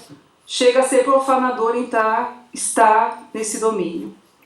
Trata-se de uma relação assimétrica e mesmo antissocial, mas a profunda informalidade do trabalho e do convívio social não vê problemas nisso. Quer dizer, o patrão, quem não vê problemas, evidentemente, num tipo de situação dessa. Que ocupação de fato é essa em que se trazem os olhos meio fechados, que podem estar ainda com aquela cola própria secretada como restos de uma placenta? O cabelo desfeito, a blusa marfanhada, a fisionomia descomposta só deveriam aparecer sob a luz violenta da exceção. Daí que, aspas, reintegrações de posse que vêm arrancar da casa os assentados que deveriam estar em paz parecem muito mais desarraigantes, pois no recolhimento do sono a pessoa estaria tão enraizada como uma árvore. Em certo sentido, o rapaz, enquanto estava dormindo, estava trabalhando, e por isso dormir não era infringir regra alguma, como seria o caso do zelador que cochila, ainda que se possa fechar os olhos para isso, para quando se propuser pagar menos, não fechá-los. No caso do Gilvan, era esse o nome dele, o estado semidesperto correspondia bem a uma atividade que não requeria muita atenção. O estado semidesperto correspondia a uma atividade que não requeria muita atenção, pois durante um período de tempo, toda a madrugada, se limitava a abrir a porta, esperar que o carro saísse, voltar a fechá-la para não pôr o lugar em risco e fazer que as quatro paredes, uma vez descida uma delas, o ajudassem a proteger a ele, cujos olhos semifechados não podiam nem deviam fazê-lo por si sós, o ajudassem a proteger o bem móvel alienado por um tempo a ele e ao dono do estacionamento. E assim devia agir a cada vez que aparecia o proprietário de um veículo ali estacionado e velado até o amanhecer do dia. Portanto, o modo em que ele operava, ele e tantos outros, parte do tempo, né, ele não é o único, é justamente o modo de hibernação. Como um urso, ele escapava provisoriamente para o seu buraco, de onde saía antes amável que violento. É também um modo próprio a um regime do tempo em que se borram as diferenças entre dia e noite, sono e vigília. Como observou Jonathan Crary, no estudo que fez sobre a degradação do sono no capitalismo tardio, aspas, ao contrário e como tantas outras coisas, o sono é tratado como uma função variável, mas controlada, que só pode ser definida instrumental e fisiologicamente. Pesquisas recentes mostram que cresce exponencialmente o número de pessoas que acordam uma ou mais vezes durante a noite para checar mensagens ou informações. Uma figura de linguagem recorrente e aparentemente inócua é o sleep mode, inspirada nas máquinas. A ideia de um aparelho em modo de consumo reduzido e de prontidão transforma o sentido mais amplo do sono em uma mera condição adiada ou diminuída de operacionalidade e acesso. Caminha-se para um estado... o Jonathan Crary começa o estudo dele falando do uso da privação de sono como forma de tortura, né, nos Estados Unidos, sobretudo a partir de 2001 e tal, e com a ajuda, essa tortura e outras, com a ajuda de psicólogos, né, de toda uma equipe e tal, tanto em Abu Ghraib quanto em Guantánamo. Como ele diz, como se sabe, como uma história mostrou, aquilo que se pesquisa e se usa nas guerras depois se ampliam para a esfera social, né, de forma geral. Porque há muitas pesquisas em torno dessa possibilidade de suprimir o sono com diminuição máxima do efeito colateral. Bom, e o olho de Gilvan, bom, antes disso, então, o nome do livro do Crary, né, que se chama 24/7, é de certo modo um espetáculo. É um pouco a noção de 24/7, que é 24 horas em 7 dias, é um pouco a retomada do conceito de espetáculo de Debord, cuja reflexão o livro do Crary parece retomar e ampliar em certo sentido, com a ajuda inclusive do próprio Debord dos anos 90, que um livro dele chamado Comentários da Sociedade do Espetáculo. Nesse sentido, o olho do Gilvan, o rapaz do estacionamento, tinha algo a ver com o sol que não tem poente do espetáculo, né? Como diz o Debord, um sol que não tem poente mesmo na escuridão. O que Crary nem Debord imaginariam, suponho, era que na periferia do capitalismo o regime 24/7 pode se dar com uma única pessoa, sem revezamento para manter abertas as pálpebras do serviço do estabelecimento, porque o Crary fala, ele imaginava que uma pessoa vai ficar 24 horas todo dia ligada, evidentemente, mas mesmo em pensar um sistema de rodízio, é o estabelecimento que está, quer dizer, tem uma lógica aí que está funcionando com as pálpebras insônia, né? Uma lógica da insônia. Então, né? Então não imaginariam que uma pessoa pode então realizar esse regime 24/7, desde que ela more perpetuamente no serviço, o que não é estranho em país de herança escravista tão persistente e tão mal superada. Da empregada doméstica que dorme, agora dorme, né? Volta a dormir com tudo, né? No emprego, depois de tudo.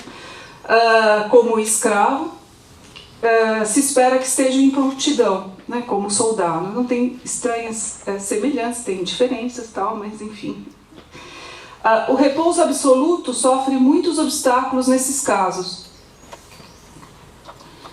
Mas a verdade é que no centro do sistema, a informalização também, ou aquilo que eles chamam flexibilização, né?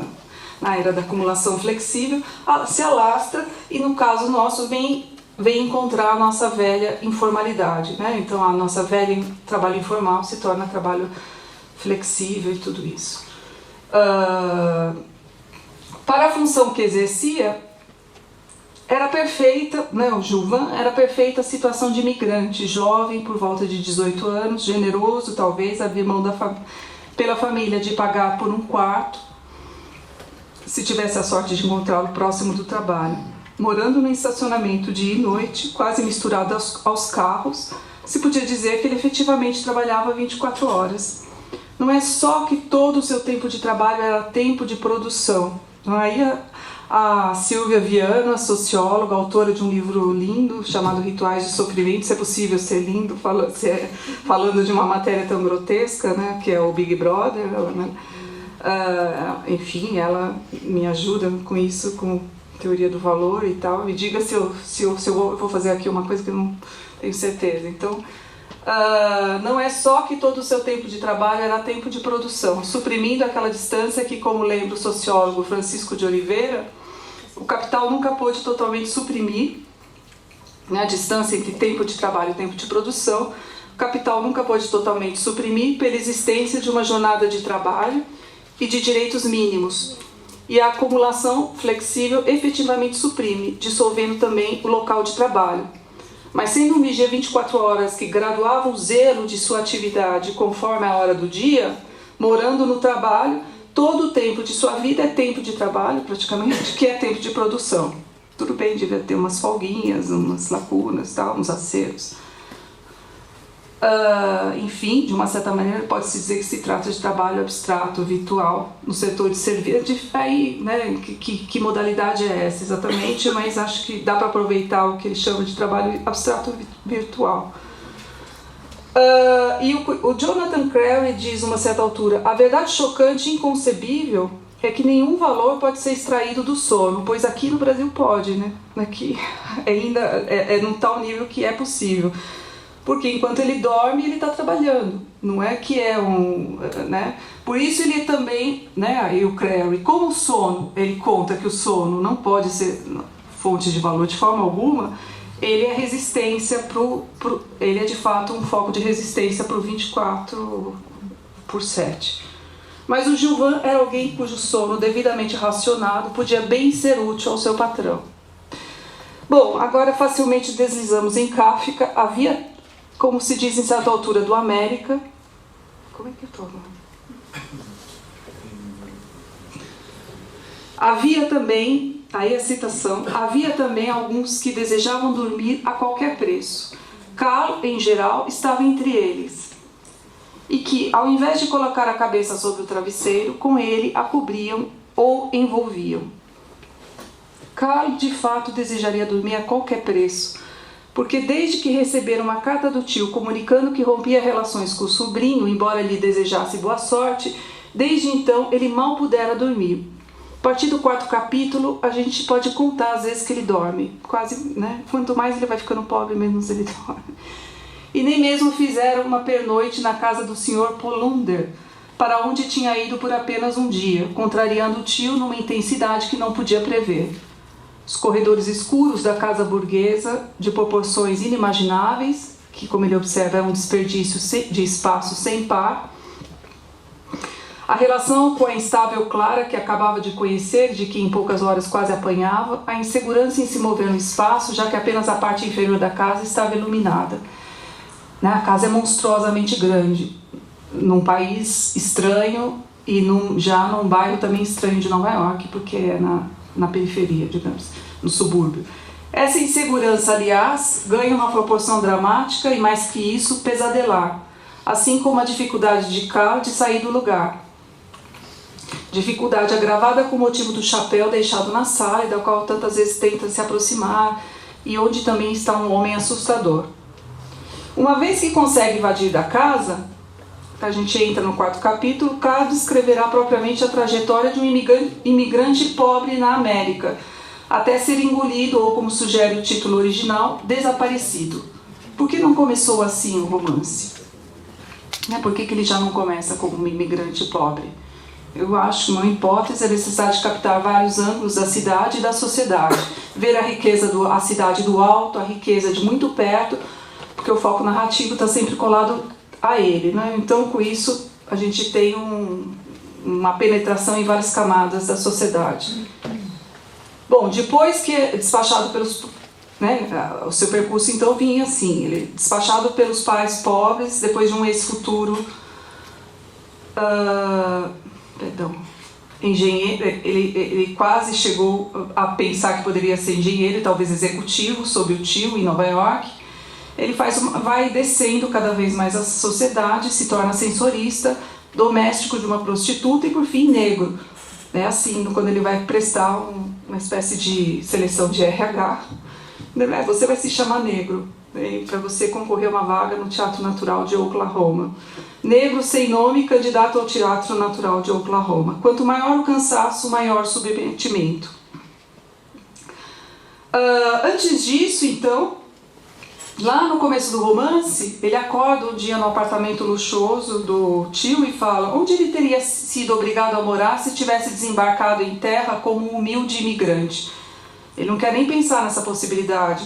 Bem, talvez nem tivessem permitido sua entrada nos Estados Unidos, o que o tio considerava, inclusive, muito provável, dado seu conhecimento das leis de imigração, pois aqui não se devia esperar por compaixão, e era totalmente correto o que Karl tinha lido a esse respeito sobre a América. Só os felizardos pareciam desfrutar verdadeiramente da sua felicidade. Ele sabe que está nesse grupo seleto, mas sua sorte muda drasticamente no episódio mencionado, e já no capítulo 4 marcha para Ramsés. A partir daqui podemos dizer com segurança que ele quase não vai mais pregar o olho.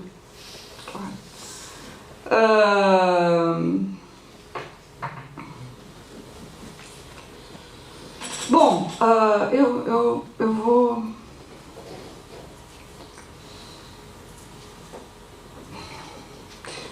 falar então muito rapidamente, eu não vou passar pelos trechos todos, depois mostro quem se interessar, enfim, então, indico. Mas a partir do 4º capítulo, o romance constrói cada vez com mais intensidade uma semântica do cansaço. É muito repetitivo, né? Quanto ele está morto de cansaço, quanto ele precisa descansar. o quanto, ao mesmo tempo, ele só quer um emprego. Quanto mais o emprego dele vai ficando precarizado, quer dizer, quanto mais a situação dele vai ficando precária, mais ele sonha com um emprego estável no qual ele possa trabalhar. Só que aí ele tem a fantasia de que ele vai trabalhar de forma infatigável e vai se dedicar totalmente ao patrão e ao escritório e vai dedicar, enfim. Então ele sonha com um posto de emprego estável, morto de cansaço, para finalmente se tornar um trabalhador infatigável. Bom, eu vou terminar aqui. Peço desculpas mesmo por ter extrapolado, mesmo que não fique, mas eu acho que o Kafka antecipa tendências, consegue figurar tendências que vão se desenvolver plenamente no capitalismo tardio. O Crary, quando eu já estava interessado no América, fui ver o Crary e ele curiosamente fala do Kafka, mas fala acho muito engraçado, ele não fala do América como alguém que antecipa, né, essas tendências, né? Enfim, é isso. Obrigada.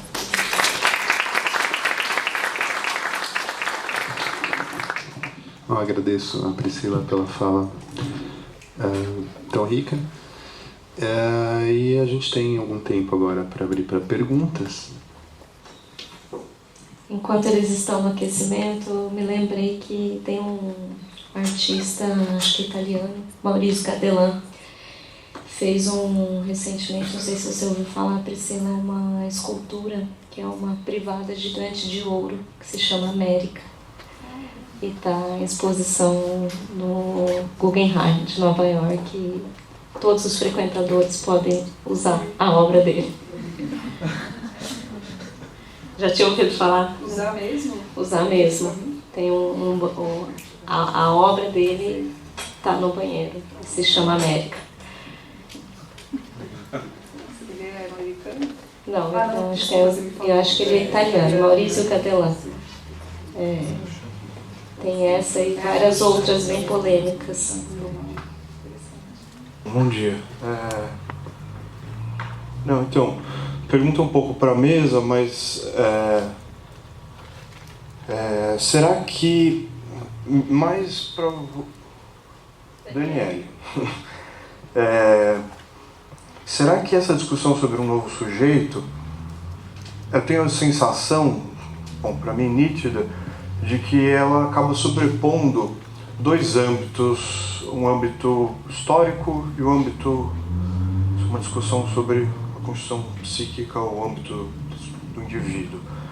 E eu acho que, enfim, queria saber se você concorda, enfim, não é uma crítica à sua fala, eu acho que foi muito bem organizada e uma muito boa sistematização desse diagnóstico, mas eu queria entender assim um pouco mais tua posição sobre eles.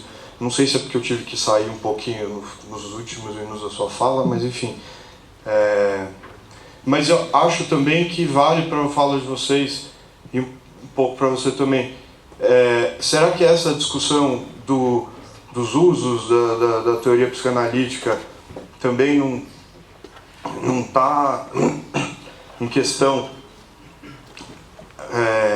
o problema da construção específica de um campo de discussão do indivíduo, ou da subjetividade, ou do sujeito, se a gente quiser insistir a partir da teoria lacaniana, em contraposição a uma discussão mais sociológica ou histórica. E agora, essa pergunta mais geral, mas um ponto mais específico para vocês é o seguinte. Eu achei muito... Uma observação, na verdade, é o seguinte. Se a gente pegar a história da psicologia, ela sempre foi utilizada e quis ser utilizada como teoria para, usando o termo do colóquio, gestão da escola e de empresas.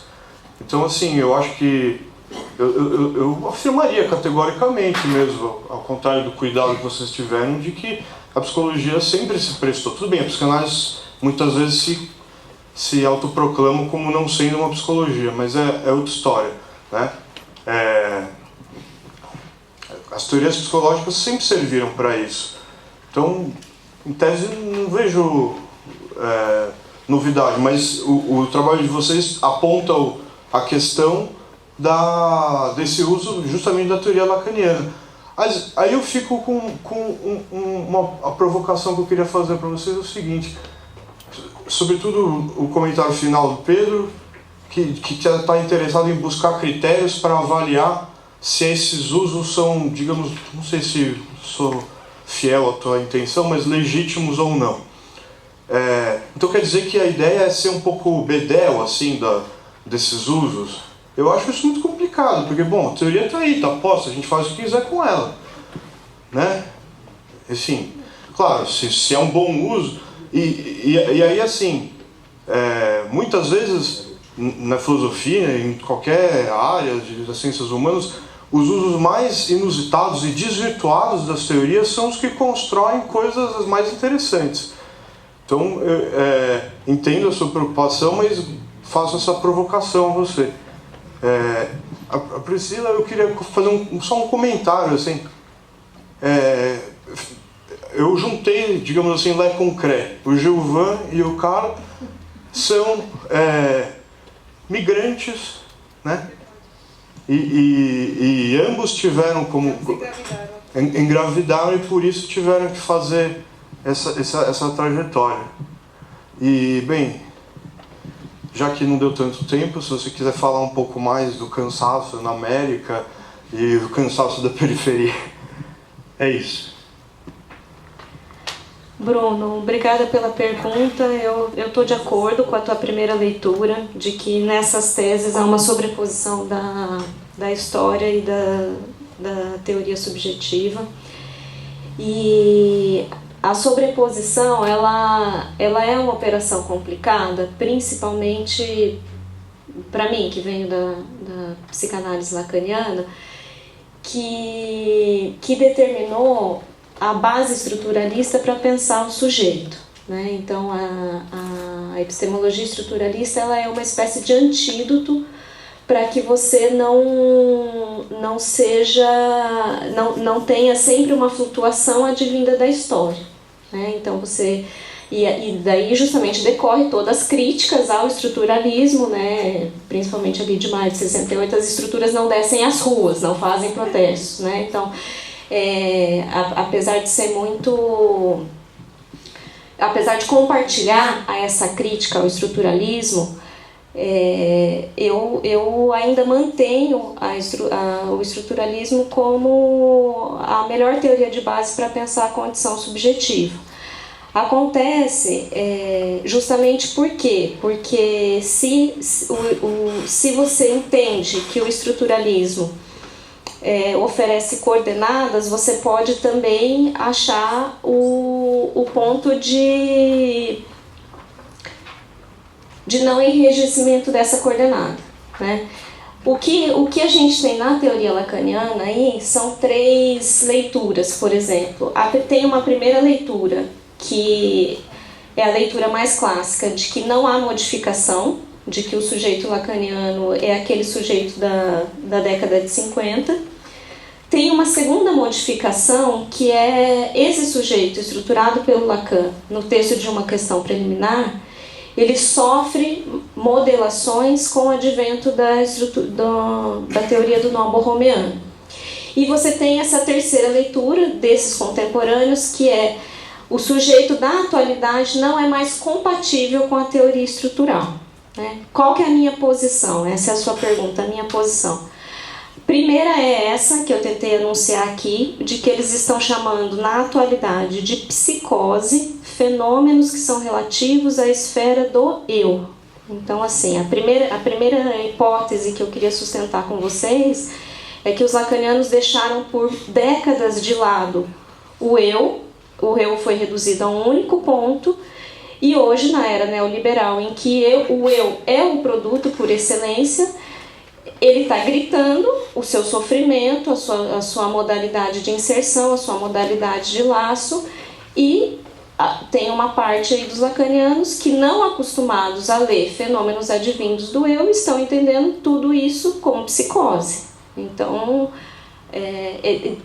Nessa questão eu me posiciono radicalmente contra a ideia da psicose ordinária, que é um diagnóstico de uma psicose, de uma patologia a uma desadaptação social, né? Então esse é o meu primeiro ponto. Agora, que esse sujeito que eu descrevi ali, tendo essas características de não conseguir remeter a sua existência a uma origem, a uma filiação, a não fazer uma narrativa de si própria que venha lá do pai, que esse sujeito tenha particularidades que o sujeito freudiano não abarcava, isso eu tenho certeza, né? Então, não, nem 8 e nem 80, não penso que a primeira teoria lacaniana do sujeito, que é binária, fora-clusão, psicose, não fora-clusão, neurose, dê conta de abarcar esses fenômenos contemporâneos. É preciso uma releitura da teoria do sujeito em Lacan. A própria teoria do noborromiano, ela já destitui essa lógica binária, porque você tem 3 instâncias e não 2, né? Mas também não acredito, não vejo que tudo que acontece na ordem do campo atual seja entendido sob o signo de psicose, né? Qual é a consequência clínica disso? É que tudo ficou muito mais difícil para os lacanianos, que antes tinham um campo diagnóstico dividido em 2, neurose e psicose, né? Não penso que a solução seja, vamos destituir o paradigma da neurose e colocar tudo dentro da conta da psicose. A teoria borromiana oferece uma complexidade para você abarcar campos particulares, só que é muito mais difícil, né? Bom, obrigado pela pergunta, pelas colocações críticas. Bom, você tem razão, diversos pontos. Claro que a psicologia serviu informando as teorias organizacionais desde o princípio. Isso acho que é um ponto dado do nosso trabalho, a partir do qual a gente pode pensar. O interesse é realmente pensar as contribuições, ou seja, a relação e o uso da psicanálise lacaniana. Talvez não tenha ficado tão potente no texto, é uma pesquisa que está em início, mas acho que o interesse porque qual que é a contradição que é apontada aí, é que depois, já antes, mas especialmente depois de maio de 68, Lacan tem uma preocupação em estabelecer uma série de críticas ao discurso capitalista e toda essa série de teorizações, mas ao mesmo tempo que ele opera uma virada onde o nome do pai começa a ficar mais poroso. Então, ao mesmo tempo que há um encaminhamento de uma crítica social talvez mais pungente, uma tentativa de realização de uma crítica do capitalismo por Lacan, ao mesmo tempo sua teoria se torna mais adaptável e mais flexível, a ponto de ser utilizada como sustentação das teorias organizacionais. Acho que esse que é um pouco o mote do trabalho. Quanto à questão do CBDEL, a gente está completamente de acordo. Acho que nos trata disso. Acho que a gente está todos estamos um pouco cansados dessa postura de ficar na porta julgando quem que pode entrar, quem que não pode. Mas trata-se um pouco exatamente disso, de tensionar, porque isso é muito você deve conhecer, isso é muito disseminado no lacanismo, essa espécie de reprodução da crítica do Lacan de uma maneira a não fazer o ponto de contato com as teorias organizacionais, por exemplo. Então trata-se aqui de insistir, enfim, isso vai ser um desenvolvimento futuro, esperamos, da pesquisa, de pensar um pouco como que se dá esses usos da teoria. Não necessariamente falar, não se pode usar nas teorias organizacionais, porque isso é um absurdo, você tem que ficar no âmbito clínico, mas mostrar, estudar, e esse é um pouco o intuito aqui, esses usos, e para que fique claro que a ideia era um pouco essa, era mostrar que é completamente factível que ela seja utilizada, não que seja um uso que seja contraditório, nem nada disso. Então trata-se de apresentar um pouco e ir aonde as coisas estão sendo realizadas com a teoria lacaniana, para pensar, tensionar, ver se de fato isso se faz parte dessa espécie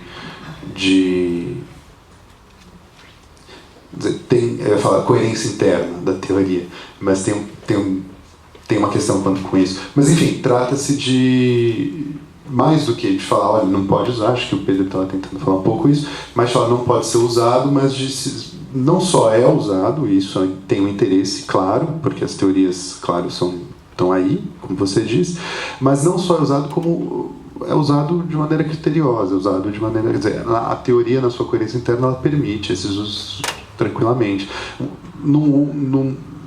Isso causa certa estranheza, queremos crer, porque é um momento de crítica, um momento onde o Lacan está se colocando como crítica do capitalismo. Então era um pouco essa a contradição que a gente queria.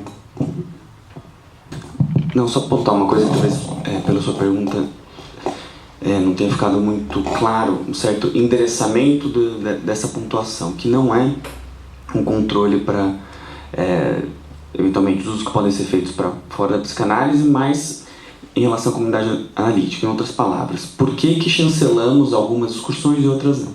Então, não se trata de ser bedel, para retomar o teu termo, do que os outros vão fazer, mas a gente tem um pouco a responsabilidade de ser bedel em relação aos nossos próprios critérios. Esse é o tipo de rigor, eu imagino que ele seja possível e necessário. Então, nesse sentido, poder repensar quais seriam, frente a esse novo quadro lacaniano, as modalidades e os limites pelos quais a gente faz inserção, ela é sim bastante necessária, não para apontar o dedo para os outros, mas para fazer um tipo de produção consoante com o todo, seja conceitual ou ético. É para Daniele mesmo? Na tua exposição você fala então de 3 autores com visões distintas de como a função paterna tem operado em relação ao sujeito contemporâneo, né? Então, cada um radicalizando cada vez mais, aí eu queria entender o teu ponto de vista em relação a como ela está operando. Então. Como que é seu nome?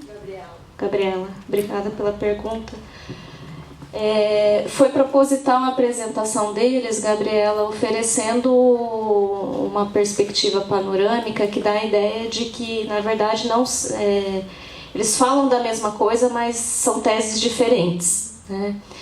Qual é a minha leitura? A minha leitura é que eles deixaram escapar um ponto fundamental na teoria lacaniana, que é o fato de que em 38, num texto sobre os complexos familiares, o Lacan já faz uma hipótese, quer dizer, em 38 é bem antes do primeiro seminário, né?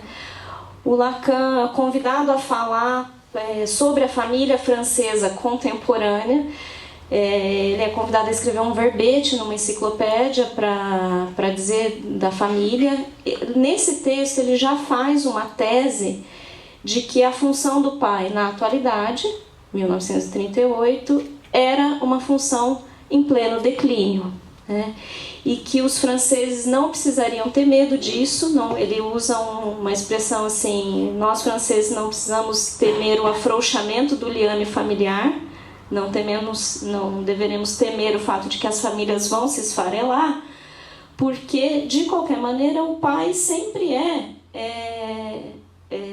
executor de uma função caduca, né? E a partir daí, o que ele elege dentro da teoria do sujeito dele como nome do pai não desconsidera essa função imaginária do pai, né? Que é sempre ausente, fracassada de alguma maneira, né? Então, nesse texto ele tem uma hipótese de que o que vai acontecer num futuro próximo é que nós assistiríamos uma migração das neuroses de transferências, as clássicas neuroses freudianas, para as neuroses de caráter, né? E se a gente pegar o escopo dos fenômenos clínicos contemporâneos, uma indagação que precisa ser feita é se isso não, ao invés de ser chamado de psicose ordinária, se isso não é uma neurose de caráter. Mais uma vez, qual é a linha conceitual do caráter, né? O caráter vem da teoria da personalidade, que era a teoria do eu, que foi justamente o que ficou de fora no projeto estruturalista, né?